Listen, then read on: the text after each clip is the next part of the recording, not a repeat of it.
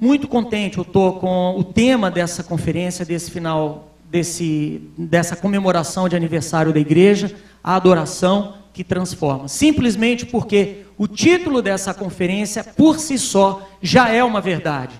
Porque a adoração transforma. Você pode repetir isso comigo? A adoração transforma. Vamos dizer juntos? Adoração transforma. Essa é uma realidade. Isso inclusive é um dos princípios bíblicos, na minha opinião, mais fortes. É uma mensagem que está aí desde o começo da palavra de Deus, desde a história do homem. O objetivo de Deus sempre foi atrair o homem a si. O tema central da palavra de Deus é relacionamento do homem com Deus e o amor de Deus por esse homem. Mas eu quero basear a minha palavra em 2 versículos que são muito conhecidos e que eu tenho certeza que vocês também conhecem, alguns sabem de cor. Vamos abrir em João 4, 23 e 24. João 4, 23 e 24. Contexto, Jesus falando com uma mulher samaritana, uma pessoa com uma vida muito distante dos padrões de Deus, mas uma pessoa, como eu falei no começo, uma pessoa que veio como estava. Uma pessoa que espiritualmente estava pronta, estava buscando. Ela não tentou mudar a sua vida para encontrar Jesus. Aliás, ela nem sabia que Jesus iria se encontrar com ela. Ela não sabia que aquele dia seria um dia transformador. Ela simplesmente veio como estava, desarmada.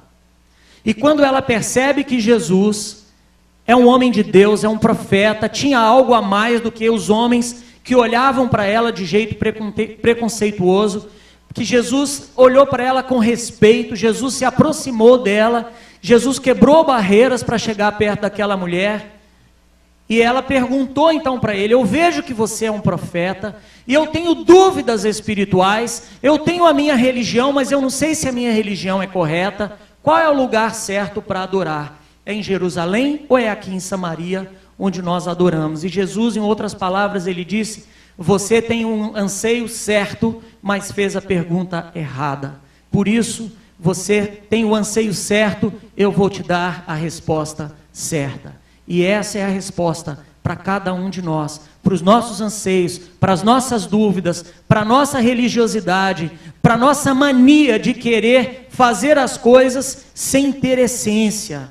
Jesus respondeu para ela, versículo 23, versículo 24... mas vem a hora, e já chegou, em que os verdadeiros adoradores adorarão o Pai em espírito e em verdade, porque são estes que o Pai procura para seus adoradores. Deus é o quê? Espírito, e importa que os seus adoradores, falem juntos, o adorem em espírito e em verdade. Senhor, colocamos esse tempo nas tuas mãos. Espírito Santo, venha nos ensinar, venha tocar na nossa vida, traga revelação, apesar de mim, apesar do homem, apesar das barreiras, apesar do pensamento que muitas vezes, Senhor, não é liderado por Ti. Eu peço que o Senhor me conduza nessa noite e toque o coração de cada um dos meus irmãos e irmãs e glorifique o Teu nome, em nome de Jesus. Ora, Jesus falou que essa é a verdadeira adoração. Deus procura verdadeiros adoradores. Então, se existe uma adoração verdadeira, nós também podemos concluir que existe uma adoração. Se existe uma verdadeira, nós podemos concluir que também existe uma adoração falsa. E o que seria essa falsa adoração? Falsa adoração é uma adoração meramente baseada em comportamento. É uma adoração que ela é religiosa, ela é vazia, ela está colocada em gestos físicos, ela vê o exterior das pessoas. Aqui, Jesus, nós vimos, eu estava lendo, tirei um tempo para ler o livro de João de novo, e eu percebi, lendo o livro, li 2 vezes o livro de João, ininterruptamente, e eu percebi que o maior problema que Jesus teve em toda a sua vida, em todo o seu percurso, em todo o seu ministério, foi a religião. O que mais peitou Jesus, o que mais ofendeu Jesus, o que mais perseguiu Jesus, foi o espírito de religião. Homens que viviam para as aparências das coisas, homens que olhavam o exterior e não o interior, homens que não enxergavam a graça, mas eram guiados somente por aquilo que dizia a lei. Os fariseus foram os maiores combatentes de Jesus enquanto ele viveu. E foram aqueles que mais tiveram dificuldade para entender a simplicidade da mensagem de Jesus, porque o povo, como essa mulher samaritana, o povo estava pronto. O povo passava por um tempo durante a vida de Jesus, um tempo de opressão terrível, e o povo esperava uma resposta de Deus, e Jesus era essa resposta, e o povo estava pronto. Mas quem resistiu ao ensino de Jesus foram os falsos adoradores. Eram aqueles que queriam aparecer, que queriam se mostrar, aqueles que do lado de fora eram íntegros, mas por dentro estavam podres, como Jesus chamou eles mesmos, sepulcros caiados. Eram pintadinhos de branco, mas por dentro tinham um defunto apodrecendo. A verdadeira religião não tem a ver com fazer as coisas certas, não tem a ver com cumprir uma lei, não tem a ver com cumprir as regras, não tem a ver com ter diante das pessoas um comportamento exemplar. Se lá dentro, em primeiro lugar, como prioridade, o nosso caráter está agradando a Deus. É importante ter um comportamento exemplar? É claro que é. É importante obedecer às regras? É claro que é. É importante ter um testemunho público diante das pessoas da comunidade? É claro que é. Porém, o mais importante é termos a nossa vida transformada para que o nosso modo de vida e os nossos gestos na adoração sejam uma resposta da transformação de Deus em nós e não apenas um sepulcro caiado. Então, ao contrário dessa falsa adoração, Jesus, ele responde para a mulher samaritana, o Pai procura. E o que é que o Pai procura? Ele procura adoradores. Então, o nosso trabalho tem que ser entender o que significa a palavra adorador. O que é um adorador? Eu poderia passar um tempo aqui dizendo que não é um adorador, mas o relógio está me contando ali que eu preciso ir rápido. E eu prefiro me apegar a isso. O que é um adorador? Então eu fiz a minha própria definição aqui, não consultei o Aurélio sabe tudo, mas eu não consultei ele. Mas eu acho que vocês vão concordar comigo. O adorador é aquele que ama incondicionalmente. É aquele que elege um Deus, no nosso caso, o nosso Deus, e o coloca em primeiro lugar na sua vida. Vocês estão de acordo com isso? É aquele que é devoto, entregue. Ele é aquele que segue o seu Deus. Vocês estão de acordo comigo? Adorador é aquele que deseja, aquele que anela, é aquele que pede. Lembra na segunda música, Senhor, te quero mais, Senhor, te quero mais. O adorador é aquele que quer mais de Deus, é aquele que quer se aproximar, é aquele que é devoto, que tem um desejo, que tem sede e que tem fome. Esse é o adorador. E Deus nos criou para sermos adoradores. Na verdade, nós somos, todo ser humano, em essência, é um adorador. Se nós não adorarmos a Deus, nós vamos adorar alguém mais ou algo mais. Mas, em essência, o ser humano é um seguidor, é um adorador, é um devoto. Se você procurar aí fora sobre o estilo de vida das pessoas, você vai entender que eles são devotos a algo ou a alguém. Pode ser uma religião, uma outra religião, ou pode ser o dinheiro, o sexo, pode ser carros, pode ser coisas materiais, pode ser a própria profissão, o nome, a reputação, mas as pessoas estão sempre idolatrando alguma coisa, e no nosso caso, o nosso foco, a nossa prioridade precisa ser Deus.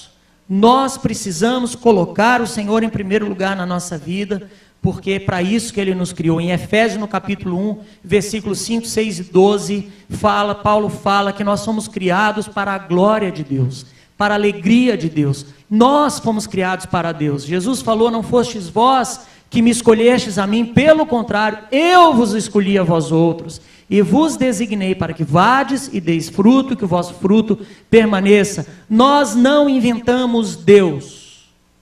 Não é porque o ser humano estava lá, oprimido, empobrecido, necessitado, ele falou, tenho uma boa ideia, vou ser um ser espiritual, vou inventar uma religião, porque assim eu posso me sentir consolado. Não!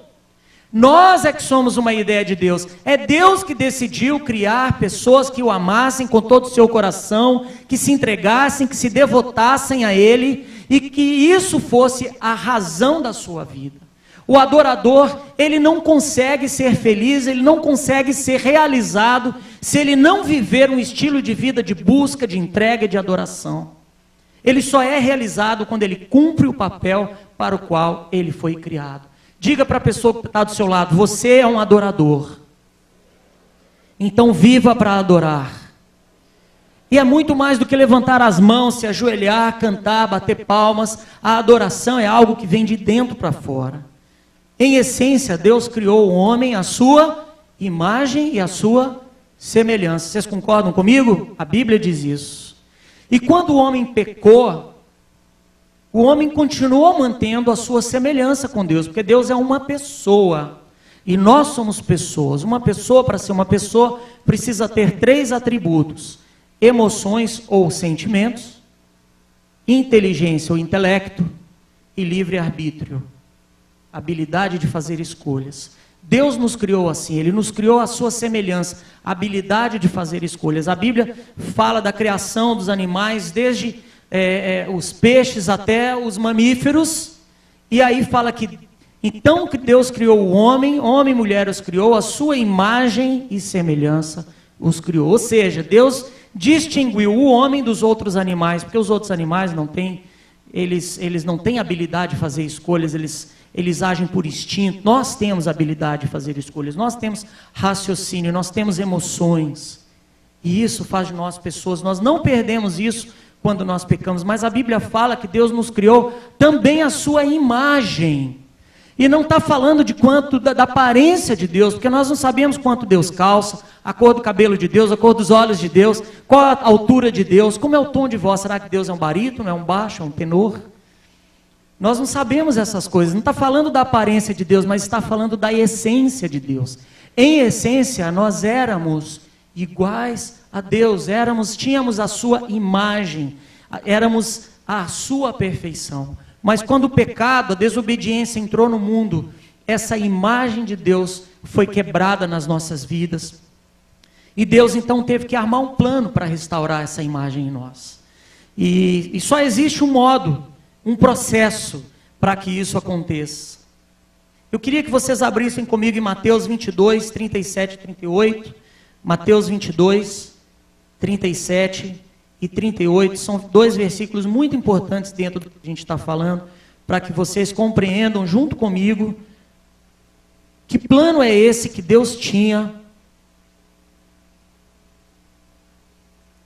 para restaurar a imagem de Deus no homem. Mateus 22, 37 e 38. Respondeu-lhe Jesus: amarás o Senhor teu Deus de todo o teu coração, de toda a tua alma e de todo o teu entendimento. Este é o grande e primeiro mandamento. O segundo, semelhante a este, é: amarás o teu próximo como a ti mesmo. Então aqui Deus estabeleceu o padrão. O homem perdeu o padrão. E quando o homem perdeu o padrão, Deus deu a lei. Como nós devemos agir? O homem se apegou à lei. Ficou legalista, se tornou legalista. É muito fácil nós sermos legalistas e ferirmos as pessoas. A lei falava de amor. A lei, toda regra fala de amor, fala de limites, fala de conduta, como eu tenho que agir, como eu tenho o que eu posso, o que eu devo e o que eu não posso e o que eu não devo. Isso é a lei. A lei é um código para nos mostrar limites, porque quando nós ultrapassamos aqueles limites, nós ferimos a Deus, ferimos a nós mesmos e ferimos o nosso próximo. Então aqui, quando Jesus fala que o primeiro grande mandamento é amar a Deus, depois amar ao próximo como a nós mesmos, ele está restabelecendo o padrão de amor que a lei não conseguiu trazer. Primeiro foi a lei, depois foram os profetas, que guiaram o povo, o povo de Deus nos caminhos do Senhor, que trouxeram palavras de orientação, de avivamento. Houve momentos em Israel em que, devido aos profetas, o Senhor trouxe grande avivamento. O povo se tornou fiel ao Senhor, o povo caminhava nos caminhos do Senhor, mas constantemente o povo se esquecia das coisas de Deus, se distanciava dos caminhos de Deus e não vivia em amor pelo Senhor, por si mesmo, nem pelo próximo. Grande parte do pecado e da injustiça de Sodoma e Gomorra não era pecado sexual, e sim pecado social, opressão, o braço duro do forte contra o fraco, os homens se esquecerem dos pobres, das viúvas, dos órfãos. E Deus condena isso em Israel, quando eles deixam de ser um povo amoroso para cuidar do seu próprio interesse, olhar somente para o seu próprio nariz. Então, a grande ênfase da lei e dos profetas não era simplesmente ensinar o povo a viver uma listinha de coisas que podia ou não podia fazer. Uma vez, quando eu me converti, uma prima minha se converteu. Ela foi à frente num culto, e quando ela foi se sentar, alguém chegou para ela, o nome dela era Ida, e falou para ela: Ida, agora que você se converteu, isso você não pode fazer mais, agora você tem que fazer assim, assim, assim. Ela falou assim: então eu retiro tudo que eu fiz lá na frente. Porque não deram para ela a chance de aprender, a conhecer a Deus, a amá-lo e responder ao amor de Deus por ela. Já deram para ela uma lei, uma regra. Ela nunca mais entrou numa igreja evangélica, porque as pessoas estavam mais preocupadas com a lei. O primeiro grande mandamento é esse, é do amor. Amar a Deus de todo o nosso coração. Como é que nós podemos amar a Deus? Nós amamos a Deus quando Ele se manifesta para nós. O nosso amor por Deus e a nossa vida de adoração é uma resposta por aquilo que Deus é e por aquilo que Ele faz. Nós só podemos adorar aquilo que nós conhecemos. Jesus falou isso. Jesus falou inclusive com a mulher samaritana: vocês adoram aquele que vocês não conhecem. E é tão difícil conhecer a Deus, ao mesmo tempo que é fácil, é simples, o caminho é curto, mas o difícil é que depois que você entra pela porta, você precisa seguir aquele caminho, e as pessoas não querem pagar um preço, então eles inventam outros deuses, que não cobra nada deles, que não pede nada deles. Eles podem sair com a namorada, eles podem ir para o motel com a namorada, eles não precisam dar o dízimo, eles não precisam dar oferta, eles não têm que estar na igreja o tempo todo, eles podem dizer que são religiosos e viver a vida que eles quiserem lá fora, que ninguém vai cobrar nada deles. Eles querem isso, essa liberdade. Isso não é amor, porque amor exige compromisso. Por isso que isso não é adoração. O amor de Deus, quando nós encontramos o Senhor e conhecemos Ele, nós somos como um balde furado, um balde rachado. Quando você vai encher aquele balde, você vê que tem um buraco, a água começa a vazar e você dificilmente consegue encher aquele balde. Quando você não tem uma experiência com o amor de Deus, você é uma pessoa carente, você é uma pessoa quebrada, você é uma pessoa dominada pelo pecado, você é uma pessoa que vive longe de Deus, você tem medos, você tem dúvidas, você tem traumas. Mas cada uma dessas coisas não combina com a pessoa de Jesus. Porque o amor de Deus nos cura do pecado, da dominação dele, nos cura da pão-duragem, da falta de generosidade, nos cura da falta de compromisso, dos traumas, dos medos. O amor de Deus nos restaura. Quando nós chegamos para Deus, Ele é aquela fonte que enche o nosso balde, mas para encher o balde Ele precisa remendar, Ele precisa fazer aquilo de novo, né? O exemplo bíblico não é nem do balde, é do vaso. O vaso precisa conter aquilo que é derramado dentro dele. Para conter é necessário curar, restaurar, consertar. E é isso que Deus está fazendo. Sabe o que é a igreja? A igreja é um lugar que proporciona o conhecimento de Deus. É uma grande oficina onde o oleiro está reconstruindo as nossas vidas. É ou não é verdade? Quantos de vocês sentem que vocês estão nas mãos do oleiro e que ele tem trabalhado na sua vida, que ele tem restaurado você, que ele tem tocado você, você aprendeu a pedir perdão, você aprendeu a perdoar, você aprendeu a ter palavras de afirmação? Sabe o que é isso? É o amor de Deus sendo derramado no seu coração. Uma coisa incrível que o amor de Deus faz é que ela restaura a nossa visão e o nosso valor pessoal. Nós olhamos para nós e a gente pensa: puxa, não é que eu sou abençoado mesmo? Não é que eu sou uma pessoa tocada por Deus? Não é que eu sou uma pessoa, não é que eu sou fera?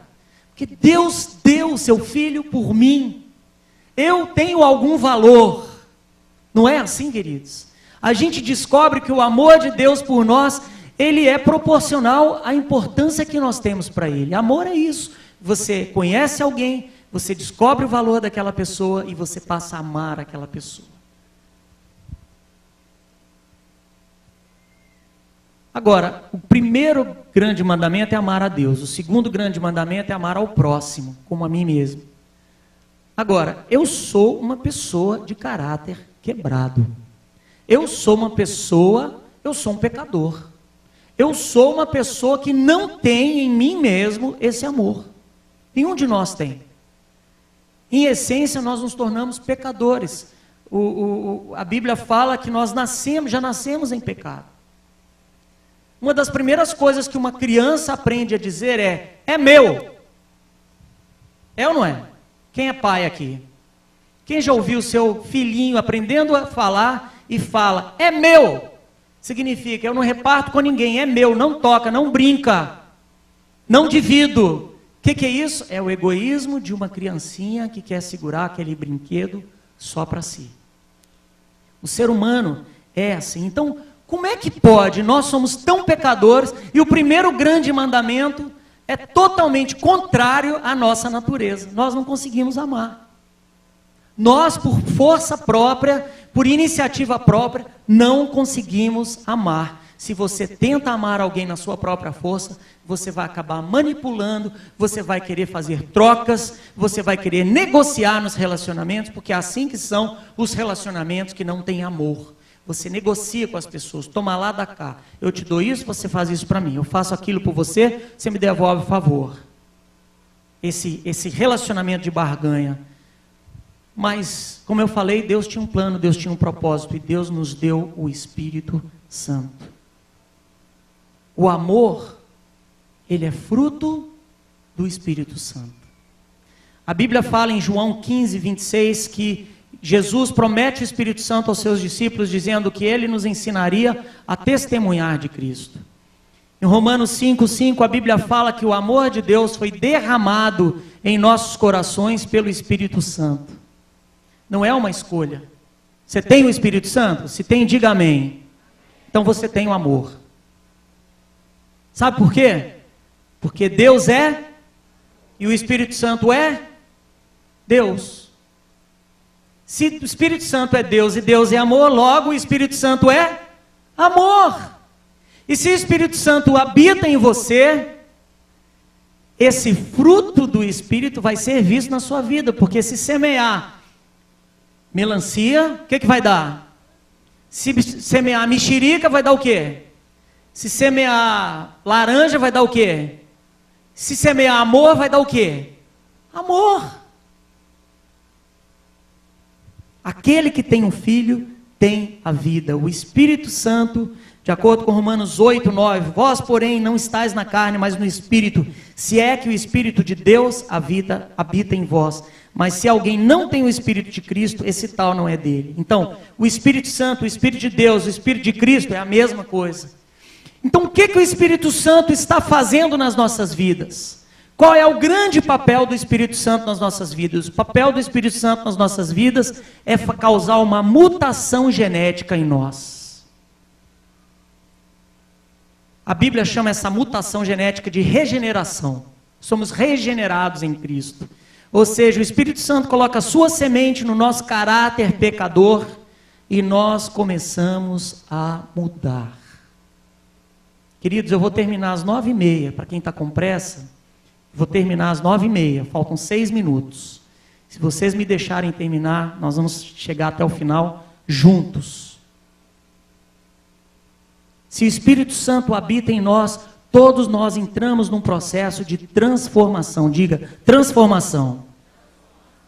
Não sei se já aconteceu com você, mas você passa sem ver uma pessoa muito tempo. Quando aquela pessoa te encontrou, ela olhou para você e falou assim, puxa, mas você está tão diferente. Eu te achava assim tão para baixo, você está mais alegre. Eu te achava assim tão diferente. Não sei, tem uma coisa diferente, uma coisa boa. Você está me passando. Alguém já passou por essa experiência? E o que você respondeu? É Jesus. É Jesus em mim. Isso é Deus trabalhando na sua vida e na minha vida para fazer de nós pessoas que todos os dias sejam restauradas no seu caráter. E isso vai ser visto, queridos. O objetivo de Deus é que nós pareçamos com o nosso irmão mais velho. Quem é o nosso irmão mais velho? Jesus. Em Efésios 4:13 a Bíblia fala que o alvo de Deus é que nós cheguemos à estatura, à medida da perfeição de Cristo. Ele é o padrão. Deus pegou Jesus e falou: estou mandando o Salvador, estou mandando meu filho mais velho, e ele vai salvar vocês, ele vai perdoar, ele vai restaurar vocês, mas não só isso, ele vai ser um modelo para vocês seguirem. Eu quero que vocês sejam como Jesus. A estatura de Jesus, fala de estatura, medida, fala de quê? De imagem. Lembra que a imagem do homem, a imagem de Deus no homem foi quebrada por causa do pecado? Então aqui Deus está nos restaurando em nós a sua imagem mais uma vez, para que nós possamos ser como Jesus. Porque Jesus parece com Deus. Qual pai que não gosta de ouvir seu filho parece com você? A Amy Grant, muitos anos atrás, ela escreveu uma música sobre ter os olhos do pai.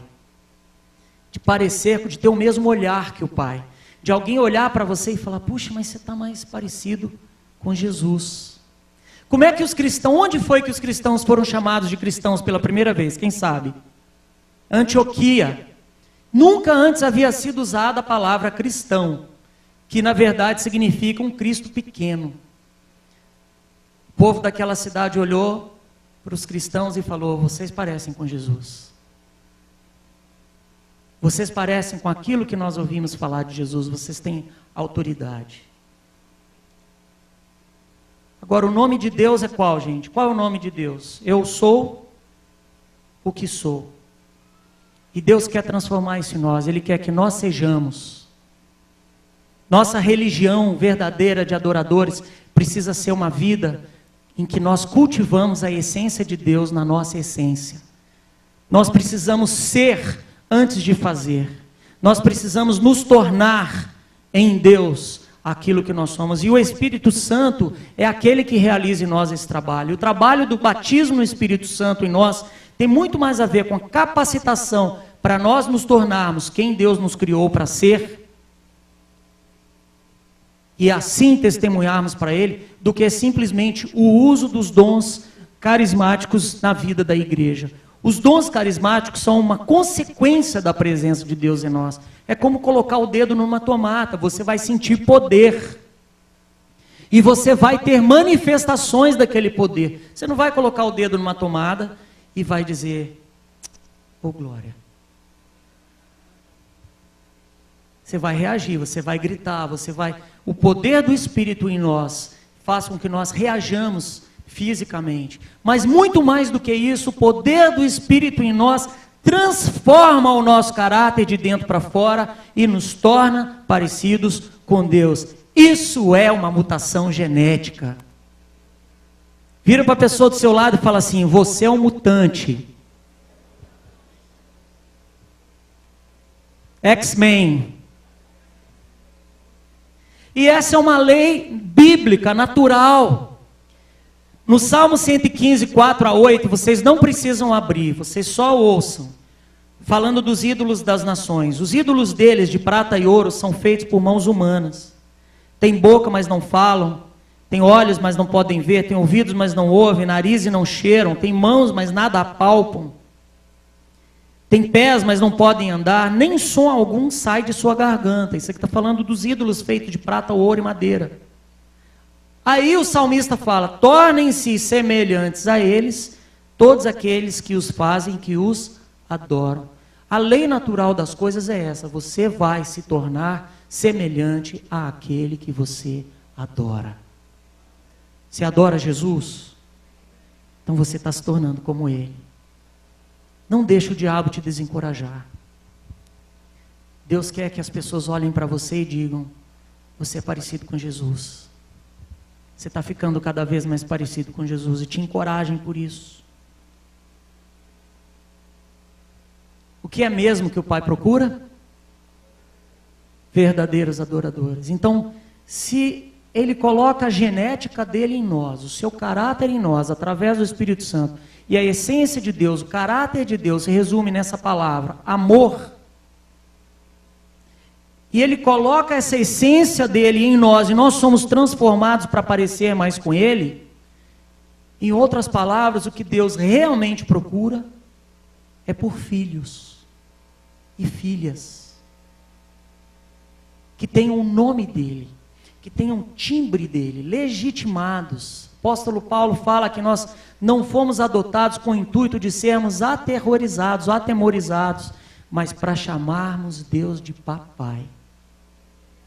Deus procura gente que seja corajoso o suficiente para deixar o seu lugar, sua zona de conforto, deixar o seu comodismo, deixar tudo aquilo que te segura e que corra para os braços do Pai, porque eu vou te dizer uma coisa, Ele pode estar preocupado com as guerras e as fomes e os movimentos missionários na China, no Oriente Médio, mas Deus para tudo para ouvir o seu clamor, e Deus para tudo para te receber nos braços dEle, para te acolher, porque Ele procura por você.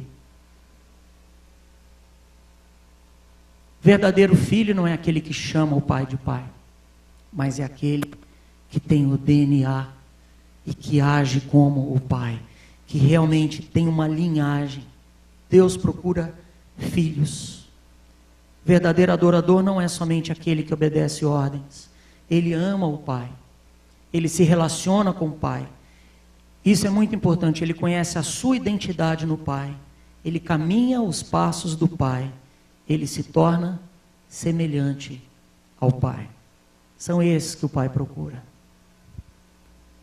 Por isso que a adoração é esse processo de transformação. A adoração é transformação. Adoração somos nós vivendo todos os dias e escolhendo o caráter de Deus em nós.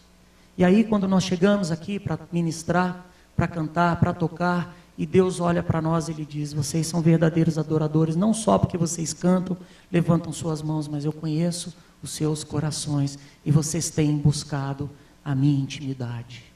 Vocês têm sido transformados. Vocês têm feito espaço para mim. Vocês têm dado prioridade ao meu amor. E vocês são verdadeiramente meus filhos. Vamos deixar o nosso lugar de preguiça espiritual, de passividade, de inércia. Vamos correr para Deus essa noite. Que nós possamos ser verdadeiros adoradores que Deus procura. Que nós possamos ser filhos e filhas, cheios do seu amor, cheios da sua identidade. Amém? Vamos ficar em pé?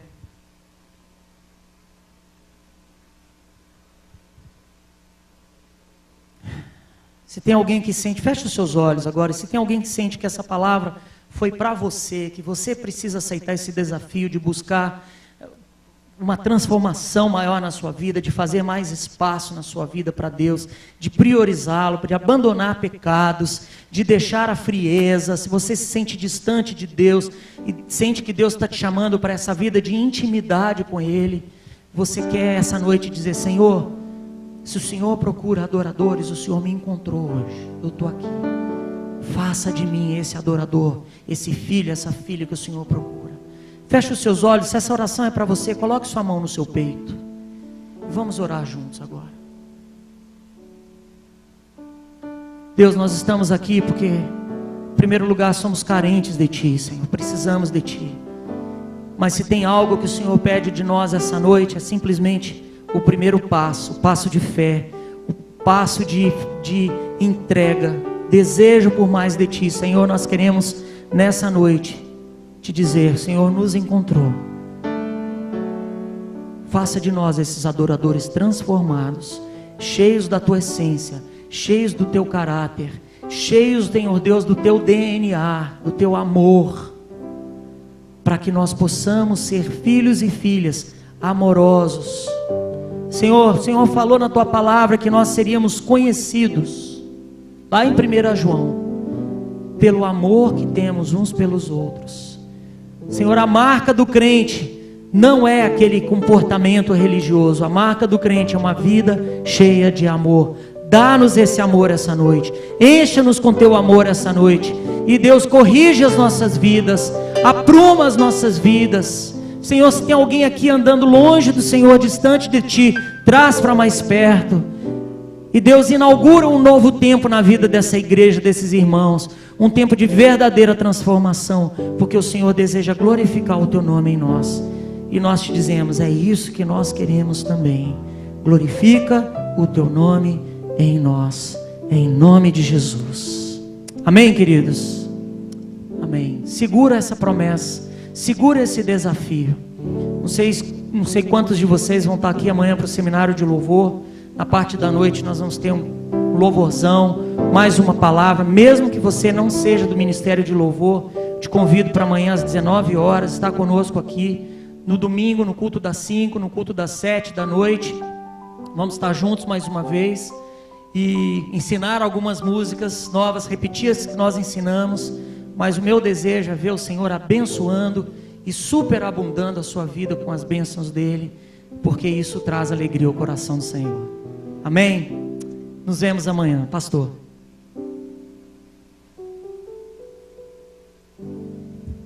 Amém, amados. Louvamos a Deus por esta palavra tão gostosa. Deus procura verdadeiros adoradores, né? Esta palavra que nos muda, que nos transforma. Esperamos em nome de Jesus você tenha recebido esta palavra em seu coração e ela faça de você uma pessoa nova no nome do Senhor. Conforme foi dito e tem sido falado, amanhã é um tempo para músicos. Das 14 às 18 horas, todos aqueles que são músicos, se você é da igreja, não é da igreja, gostaria de participar, é só vir. R$10 a inscrição, a participação, né?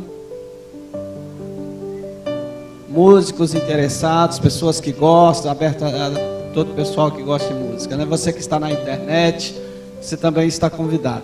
E aí, o Beto já deu uma mudada para a noite, está convidando. Nós inicialmente tínhamos falado que era só para os músicos, já fica aberto para todos aqueles que querem adorar. Trouxe uma palavra muito gostosa, com certeza amanhã vai continuar com essa ideia de crescer na transformação no Senhor Jesus, amém? Nós queremos abençoar você que está na internet, que Deus te abençoe e faça de você uma grande bênção. Nós nos vemos nos próximos cultos, domingo às 9 da manhã, nós vamos estar juntos em nome de Jesus. E a você que está aqui, no nome do Senhor,